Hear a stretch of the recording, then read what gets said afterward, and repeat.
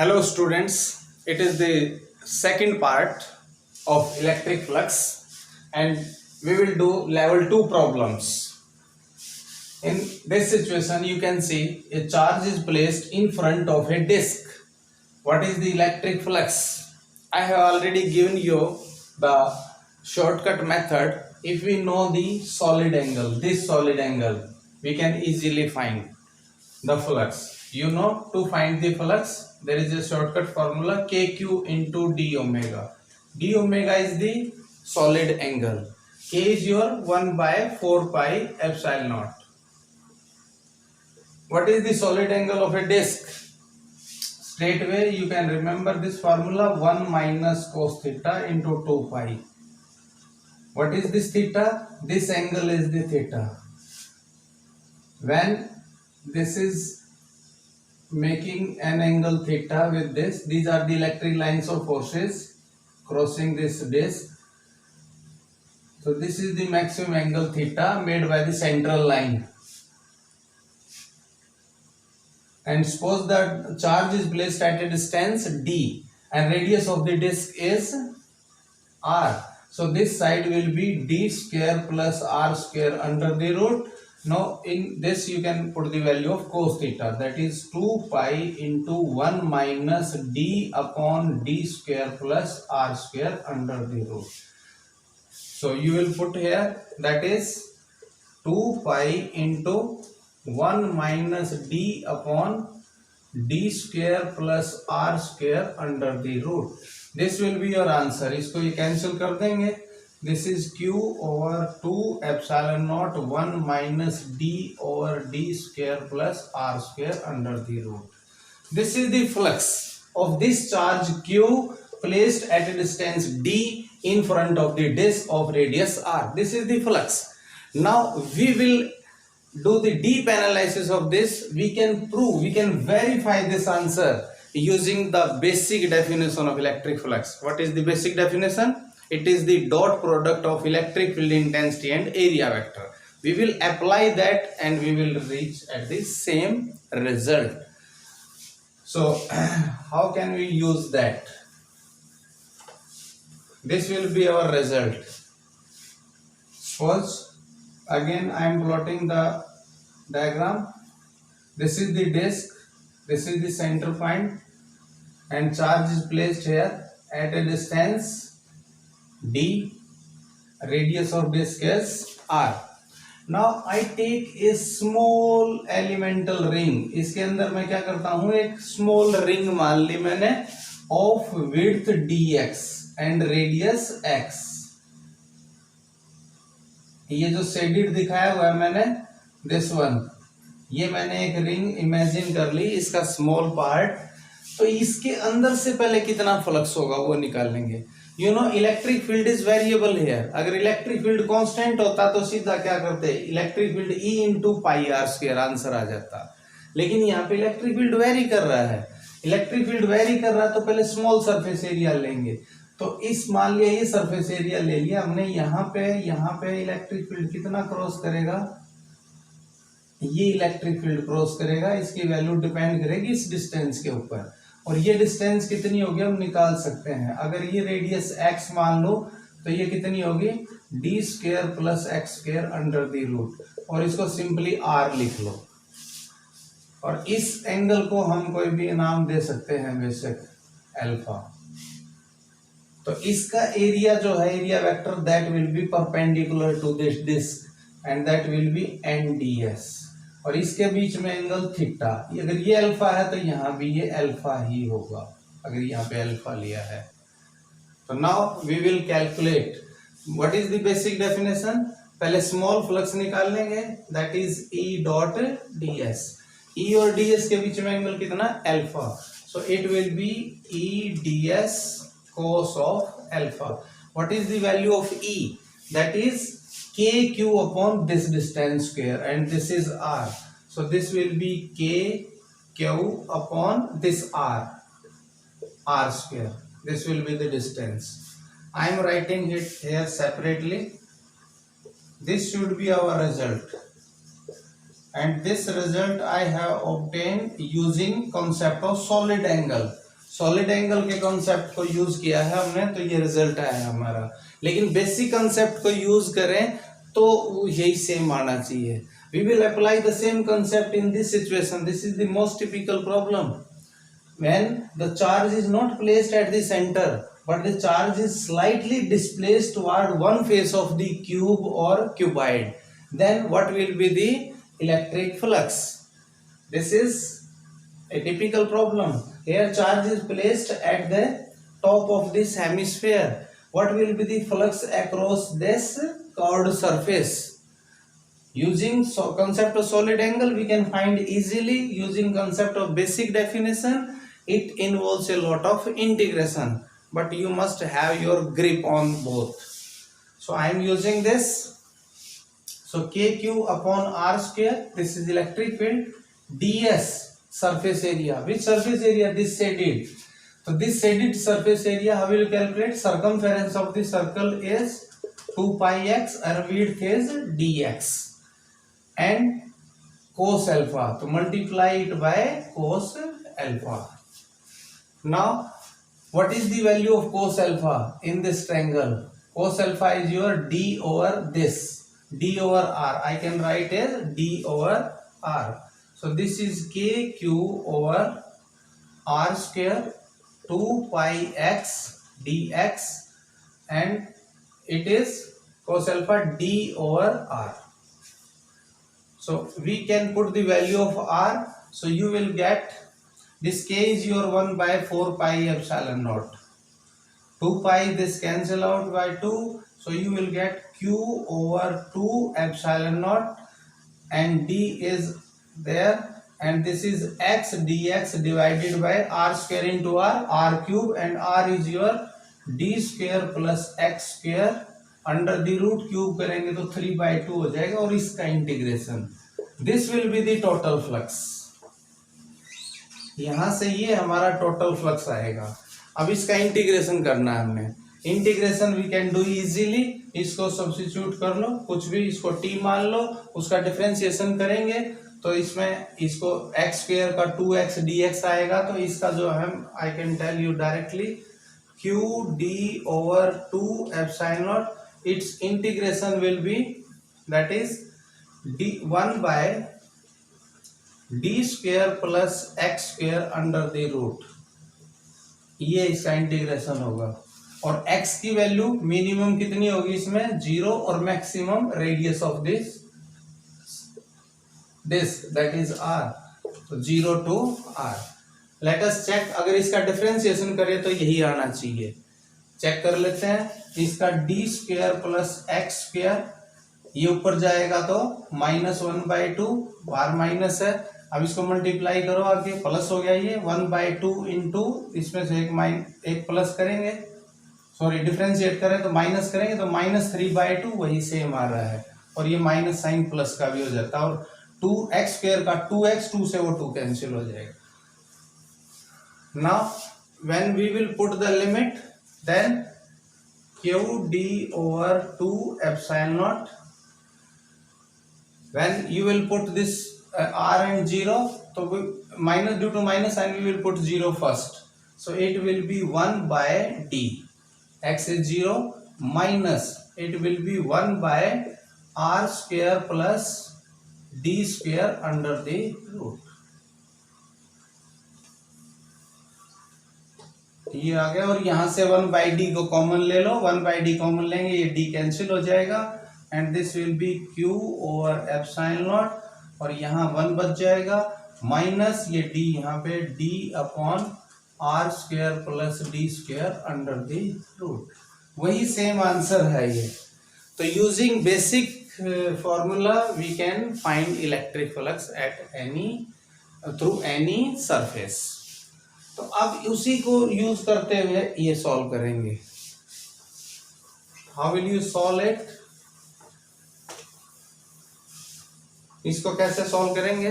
एक तो सिंपल है इसका. ये जो नीचे डिस्क है ये इससे r डिस्टेंस पे ये चार्ज है तो इसका फ्लक्स निकाल लेंगे पहले. ये आई एम ड्रॉइंग हियर. ये चार्ज यहाँ पे है तो इसका फ्लक्स कितना होगा? यहां से ये लाइंस इसको क्रॉस कर रही हैं, तो flux through the base of the hemisphere, वो जो अभी डिस्क का हमने फॉर्मूला निकाला था वही आएगा। और ये रेडियस इसकी आर है हमारी, ये आर, तो डिस्टेंस डी भी आर के इक्वल है, D is also equal to R, और रेडियस ये भी आर है, सेम है दोनों आर। तो थीटा की वैल्यू कितनी हो जाएगी इसमें 45 डिग्री।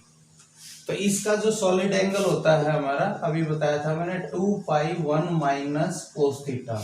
कोस थीटा हमारा d over D square plus R square under the root आया था, तो उसमें जो है d is equal to R है इसमें, तो ये 45 कोस 45 इज योर 1/√2।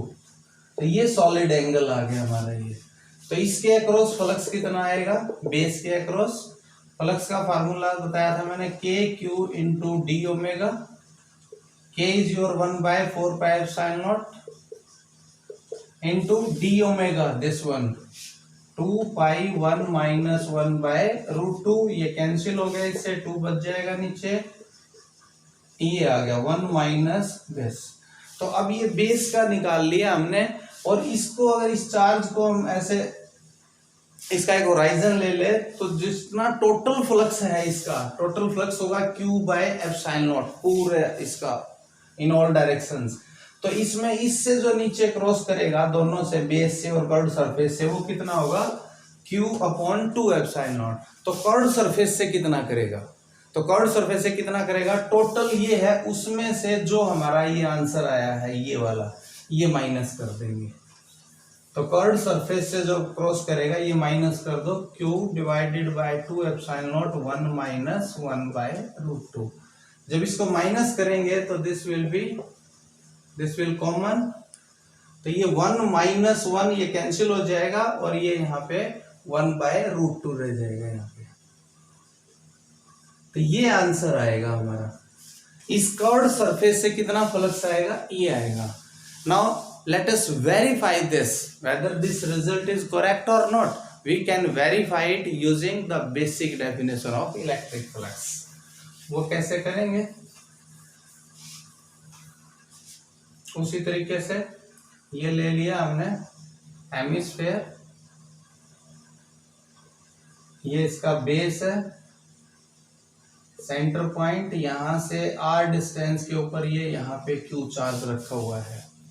तो अब इलेक्ट्रिक फील्ड वेरिएबल है, तो पहले हम क्या करेंगे, एक स्मॉल रिंग अज्यूम करेंगे of thickness, small thickness and some circumference, ये एक अज्यूम कर लिया हमने ये।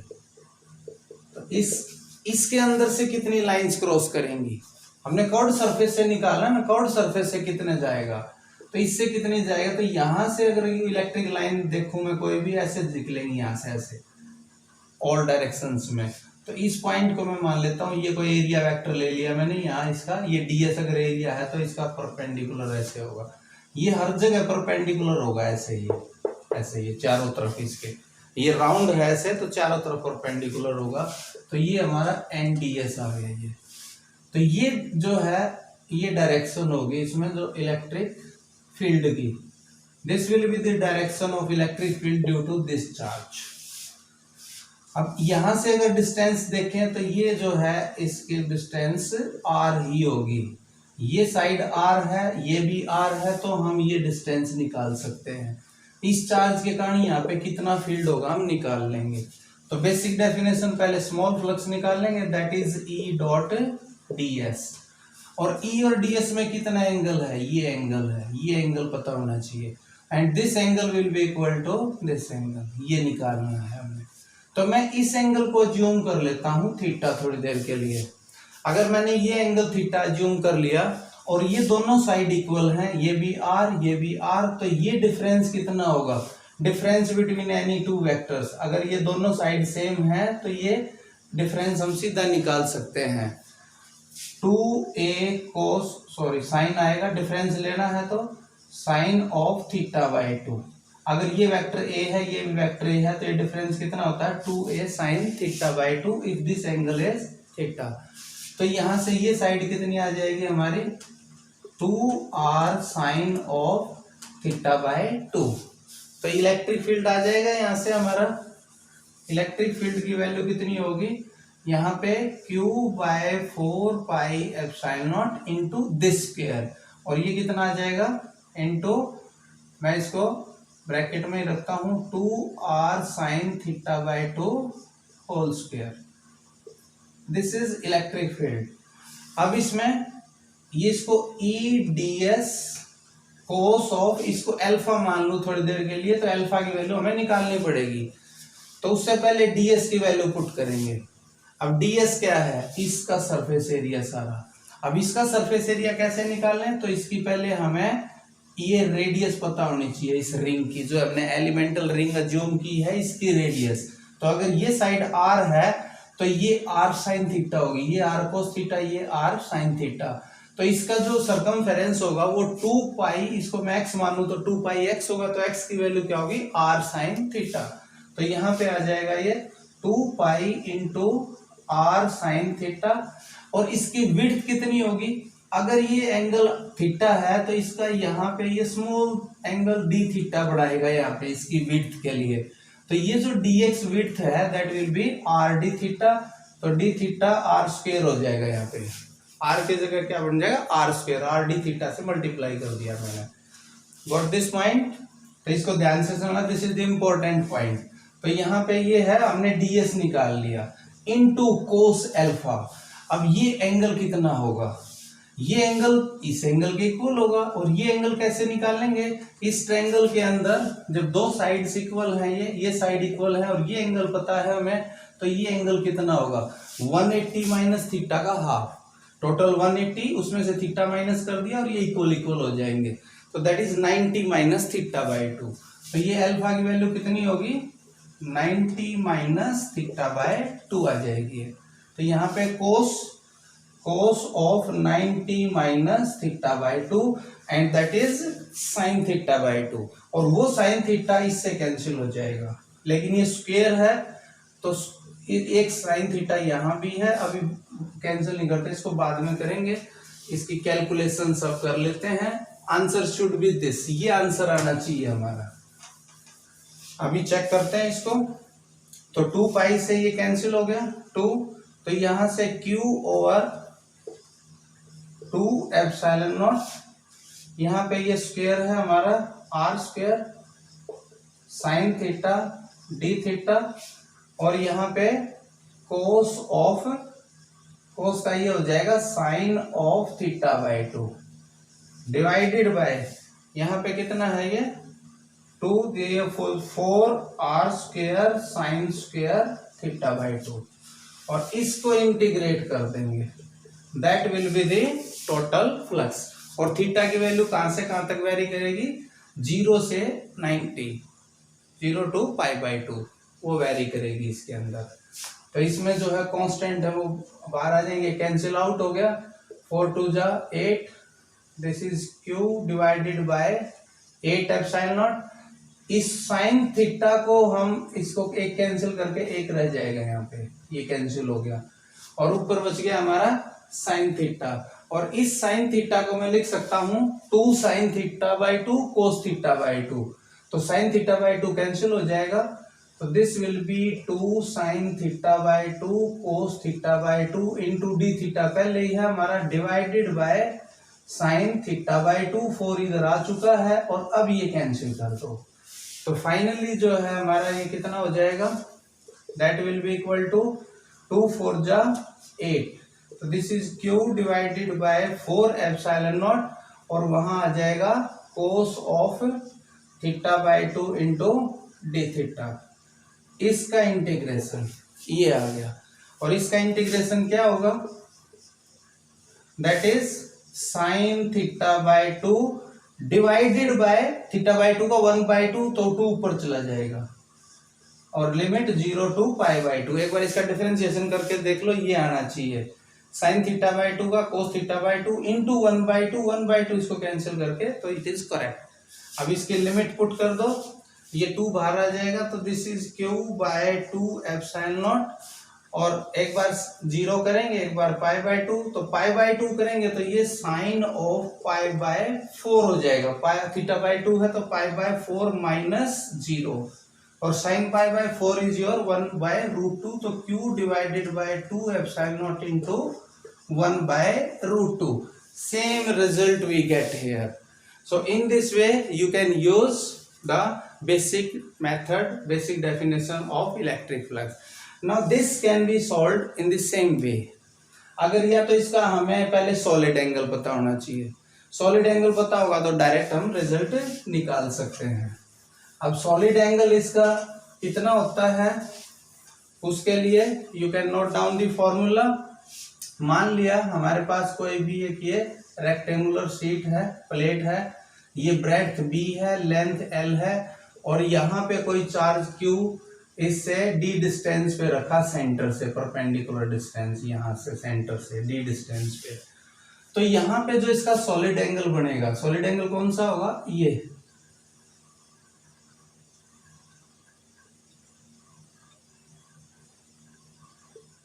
सॉलिड एंगल, ये फ्लैट सरफेस का एरिया नहीं लेना। सॉलिड एंगल के लिए हम क्या करते हैं, ये सरफेस एरिया लेते हैं कर्व। तो इसमें कैनोपी बनेगी ऐसे ऊपर, ट्रेपेजॉइड टाइप ऐसे कैनोपी बनेगी ऐसे इस तरह से, ताकि इसका जो है ये फिक्स रहे, ये डिस्टेंस सेम रहे थ्रू आउट। तो इसको ऐसे लेंगे, अब ये इस तरह से बनेगी कैनोपी ऐसे, ये कर्व्ड सरफेस एरिया आएगा ऊपर का जो ये, और उस कर्व्ड सरफेस एरिया को इस डिस्टेंस से डिवाइड कर देंगे जो इसकी रेडियस हो जाएगी, that will be its solid angle. और इसका कर्व्ड सरफेस एरिया कैसे कैलकुलेट करेंगे, that can be calculated easily by using polar coordinates. Curved surface में पोलर कोऑर्डिनेट ज्यादा वर्क करते हैं, तो उसको सॉल्व करके इसका जो सॉलिड एंगल है, you can write the formula directly, that is 4 sine inverse LB length और breadth divided by L square plus 4D square under the root multiply B square plus 4D square, ये आएगा इसका direct. अब ये इसका solid angle पता है हमें, तो अब इसका फ्लक्स इजीली निकाल सकते हैं। और फ्लक्स के लिए मैंने क्या बताया था, KQ इंटू डी ओमेगा, जो भी सॉलिड एंगल होगा। K हमारा 4πε0 है इंटू डी ओमेगा ये आया हमारा, that is 4 sine inverse LB divided by L square plus 4D square under the root, और ये आ जाएगा B square plus 4D square under the root. अब इसको चेक करते हैं हम वेदर दिस इज करेक्ट और इनकरेक्ट। अगर ये चार्ज इसके एग्जैक्ट सेंटर पे होता और ये क्यूब होता, तो इस सरफेस से कितना फ्लक्स होता, that is 1/6 of Q by epsilon not, ये आंसर आता मेरा। तो इसका मतलब इसकी लेंथ और ब्रेड्थ जो है L और B दोनों को इक्वल कर दो, L और B को A मान लो, तो ये डिस्टेंस यहाँ से सेंटर से यहाँ तक कितनी हो जाएगी, A/2। तो इस फार्मूले के अंदर D की वैल्यू कितनी पुट कर देंगे हम, A/2, तो Q/4πε0, 4 तो ये कैंसिल हो ही गया था, that is π/ε0 into sine inverse, that is LB। तो LB is same, that will be A square, L और B A ले लिया हमने, तो A स्क्वायर डिवाइडेड बाय कितना होगा ये, this will B A square plus 4, मैं इसको साइड में रखता हूँ। D की वैल्यू क्या लेनी है हमने, इसका हाफ, A साइड A ली है तो उसका हाफ A/2, क्योंकि सेंटर पे रखा हुआ चार्ज अज्यूम किया सेंटर पे, तो दैट will be A square by 4 यहाँ पे under the root plus sorry multiply, it will B A square plus 4 into A square by 4, ये कैंसिल हो गया हमारा, ये भी कैंसिल, तो ये हो गया हमारा √2 या सीधा 2A स्क्वायर रूट, तो √2A आ गया ये, और ये भी हमारा कितना आ गया, √2A, and √2A into √2A क्या होगा, 2A स्क्वायर, A स्क्वायर से A स्क्वायर कैंसिल हो गया, तो ये आ गया Q divided by πε0 sine inverse 1/2, और 1/2 साइन इनवर्स 1/2 कितना होता है, sin 30, दैट इज π/6। sin 30 1/2 होता है तो π/6 आ जाएगा ये। तो q divided by pi epsilon naught into π/6, pi से पाई कैंसिल हो गया, वही आंसर आ गया हमारा, q divided bye 6 epsilon not, ये फ्लक्स होगा। तो this formula is very important, you can learn this formula. Now we will verify this formula using the basic method, और basic method हमारा क्या है, E dot ds। अब इसको use करेंगे। इसमें क्या करना है, हमने मान लिया हमने ये हमारी सीट है,